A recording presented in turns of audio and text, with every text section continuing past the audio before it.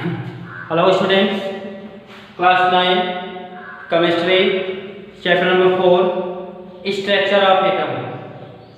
Structure of the atom. Okay. In yesterday we are talking about the valence electron. Valence electron means how can we know a valence electrons? A valence electrons, we explain the valence electrons means the outermost number of the electron. means जब हम electronic configuration करते हैं, जो outer most में जो electron जो होते हैं वो क्या होता है, वो वैलेंस इलेक्ट्रॉन होता है. ठीक है. तो what is the valence electron of hydrogen? We know the electronic configuration of hydrogen is 1 because the atomic number of hydrogen is 1. Okay. And valence electron of helium, first we write electronic configuration of the helium. We know electronic configuration of the helium is 2, then we can say the valence electron of helium is 2. Okay. And next lithium, atomic number of lithium is 3, so that electronic configuration of lithium 2 1. Okay. तो last electron क्या है? 1. तो उसके valency क्या होगी? 1 होगी. Valence electron क्या होगा? 1 होगा. ओके. तो hydrogen valence electron 1, lithium 1, sodium 1, potassium 1. Okay. Magnesium 2. Magnesium की वैलेंसी कितनी होती है? 2 होती है. हीलियम की कितनी होती है? 2 होती है. कैल्शियम की कितनी होती है? 2 होती है. ठीक है. एल्युमिनियम का कितना होता है? 3 होता है. ठीक है. जितने लास्ट में जो इलेक्ट्रॉन्स होते हैं जब हम इलेक्ट्रॉनिक कॉन्फ़िगरेशन करते हैं वही क्या होता है? वो वैलेंस इलेक्ट्रॉन्स होता है. क्या होता है? वो वैलेंस इलेक्ट्रॉन्स होते हैं. Valence electron. ओके. कार्बन का क्या होता है? वैलेंस इलेक्ट्रॉन 4 होता है. और कार्बन की वैलेंसी क्या होती है? 4 होती है. ठीक है. कार्बन की वैलेंसी 4 होती है. कार्बन का वैलेंस इलेक्ट्रॉन 4 होता है. ठीक है. उसके पहले जो नाइट्रोजन का जो होता है कितना होता है? नाइट्रोजन का 7.253 की कम है. अब उसको क्या चाहिए? उसकी नाइट्रोजन का बैलेंस इलेक्ट्रॉन 5 होता है, लेकिन नाइट्रोजन की बैलेंसी जो 5 नहीं होती है. तो नाइट्रोजन की जो बैलेंसी होती है वो कितनी होती है? 3 होती है, क्योंकि उसको 3 इलेक्ट्रॉन और चाहिए ऑक्टेट कंप्लीट करने में. इसलिए नाइट्रोजन की बैलेंसी कितनी होती है? 3 होती है. ठीक है. और उसके बाद फिर जैसे कार्बन, ऑक्सीजन, फ्लोरीन. ठीक है. फ्लोरीन. अब फ्लोरीन की बैलेंसी कितनी होती है? फ्लोरीन का इलेक्ट्रॉनिक कॉन्फ़िगरेशन 2 and 7 होगा. तो लास्ट में 7 इलेक्ट्रॉन है, जिसका मतलब 7 उसका वैलेंसी नहीं है. 7 वैलेंस इलेक्ट्रॉन है. उसको 8 कंप्लीट करने में कितना चाहिए? 1 इलेक्ट्रॉन और चाहिए. तो उसके वैलेंसी क्या हो गई? क्लोरीन की 1 हो गई. क्लोरीन का इलेक्ट्रॉनिक कॉन्फ़िगरेशन 2 8 7 होगा. तो 7 है, वो 7 इलेक्ट्रॉन को लॉस नहीं करेगा, इसलिए वो 1 इलेक्ट्रॉन को गेन करता है 8 कंप्लीट करने में. So the valency of chlorine is 1 and valence electron of the chlorine 7. Okay. Next new topics. Noble gases. Noble gases means inert gases. Noble gases को और क्या बोला जाता है? इनर्ट गैसेस बोला जाता है. नोबल गैसेस क्या होता है? इनर्ट गैसेस क्या होता है? आइए इसको हम जानते हैं. नोबल गैसेस क्या होता है? Noble gases are also known as inert gases. इसको हिंदी में अक्वी गैसें कहते हैं. These gases are very stable. Okay. ये स्टेबल है. There are some elements which do not combine with other elements. कुछ एलिमेंट ऐसे हैं जो किसी दूसरे एलिमेंट से कंबाइन नहीं होते हैं. किसी दूसरे एलिमेंट से कंबाइन नहीं होते हैं. These elements are, वे एलिमेंट कौन से हैं? Helium. Okay. Helium, neon, argon, krypton, xenon and radon. Which elements not combine other elements? Helium, neon, argon, krypton, xenon and radon. These are noble gases. These are inert gases or noble gases. They are known as noble gases or inert gases. इसी को हम क्या कहते हैं? noble gases कहते हैं और inert gases कहते हैं. कोई अगर पूछेगा what is an inert gases या what is noble gases, तो आंसर आप क्या बोलोगे कि those are some elements which do not combine with other elements. These elements are helium, neon, argon, krypton, xenon, radon. These elements are noble gases or inert gases. Okay, because they do not react with other elements to form compound. ये जो है किसी दूसरे element के साथ react नहीं करते हैं और कंपाउंड का फॉर्मेशन नहीं करते हैं। कौन? Inert gases.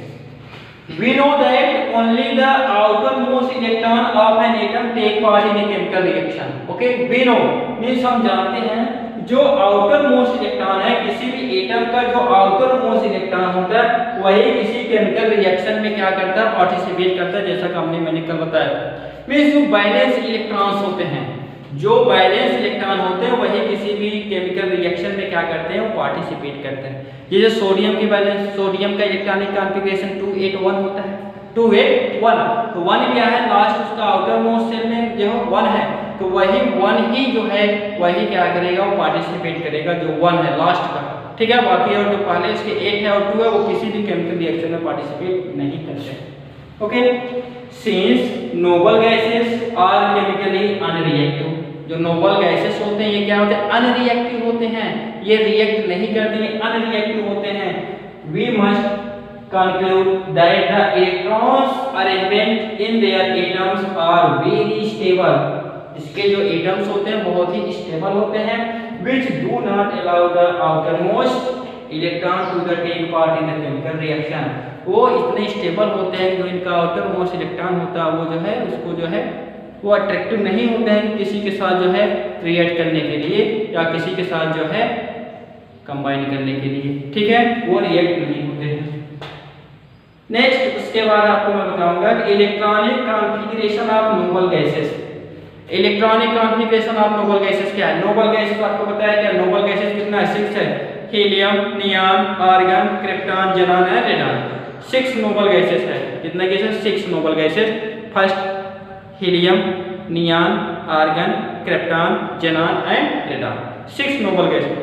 Helium, atomic number of helium 2, helium. Next neon, atomic number of neon 10, helium, neon, argon.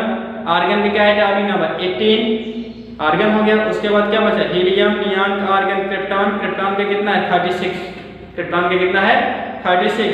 Xenon, xenon का कितना है? 54। और नेक्स्ट 6 क्या है? रेडॉन। रेडॉन का क्या है? 86 है, आप देख सकते हो। हीलियम का एटॉमिक नंबर 2 है।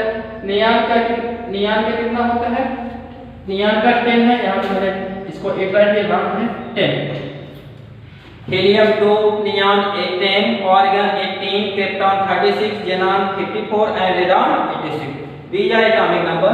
अब हम यहाँ पे देखते हैं सेल राइट किया गया है। Shell, K shell, L shell, M shell, N shell, O shell and P shell. इसके आगे और पढ़ेगा तो इसके आगे तो K L M N O P Q. Okay, ये भी पढ़ सकता है। तो आइए देखते अब एटॉमिक नंबर ऑफ हीलियम क्या है? एटॉमिक नंबर ऑफ हीलियम 2 है। So electronic configuration of helium is 2 means only one cell are constituted, only one cell means first cell K cell maximum 2 electron। okay, K cell can hold maximum 2 electron। तो आप देख सकते हैं K cell में maximum कितने electron है? 2 electron है। अब नियॉन का क्या होता है? 10। तो 10 है, 10 इसका है। इसके बाद इलेक्ट्रॉनिक कॉन्फ़िगरेशन क्या होगा? 2।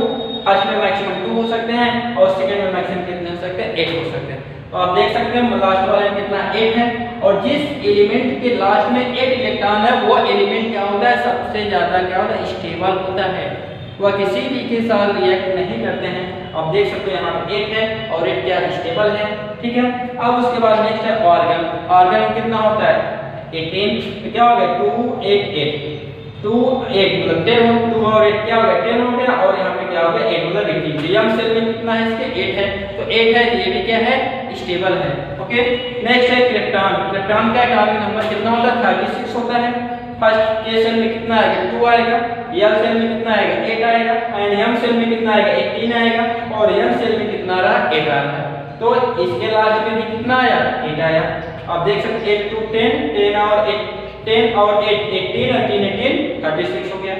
उसके बाद नेक्स्ट ज़ेनॉन। ज़ेनॉन का कितना है? 54।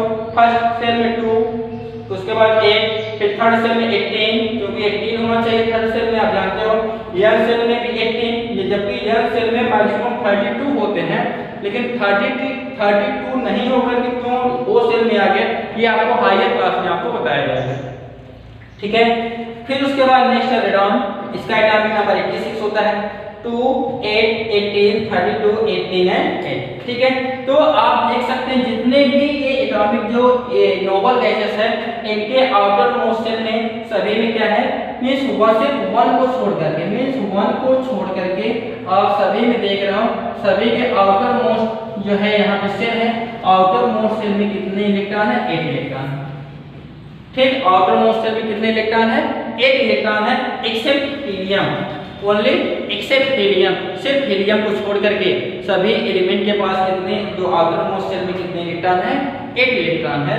ठीक है, अब यहाँ पे हम देखते हैं कि number of electron in the outermost shell और वैलेंस इलेक्ट्रॉन। अगर आप पूछा जाएगा what is the valence electron of noble gases, तो आप क्या बताओगे, नोबल गैसेस का जो है क्या वैलेंस इलेक्ट्रॉन। तो हम देखते हैं कि हीलियम के लास्ट में कितना है, 2 है, तो वैलेंस इलेक्ट्रॉन हीलियम का क्या हो गया, 2 हो गया। ठीक है, नियान के लास्ट में कितने इलेक्ट्रॉन है, 1, तो नियान का वैलेंस इलेक्ट्रॉन कितना हो गया, 8 हो गया। ठीक, उसी तरह से आर्गन, आर्गन क्या है, 18 है एटॉमिक नंबर और उसके लास्ट में कितने इलेक्ट्रॉन है, 1, तो आर्गन का वैलेंस इलेक्ट्रॉन क्या हो गया, 1 हो गया। इसी तरह से हम सभी में देखते हैं कि सभी के लास्ट में कितने इलेक्ट्रॉन, 1 इलेक्ट्रॉन है, चाहे वो रेडॉन हो, चाहे वो ज़ीनान हो, चाहे वो क्रिप्टॉन हो, चाहे वो आर्गन हो। ठीक है, सभी के लास्ट में 8 इलेक्ट्रॉन है, इसका मतलब जो वैलेंस इलेक्ट्रॉन क्या होता है, इसका 8 होता है। वैलेंस इलेक्ट्रॉन क्या होगा, इसका 8 होगा। तो ठीक है, तो इस तरह से आप निकाल सकते हो क्या, नोबल गैसेस। ठीक है, नोबल गैसेस क्या, electronic configuration of noble gases.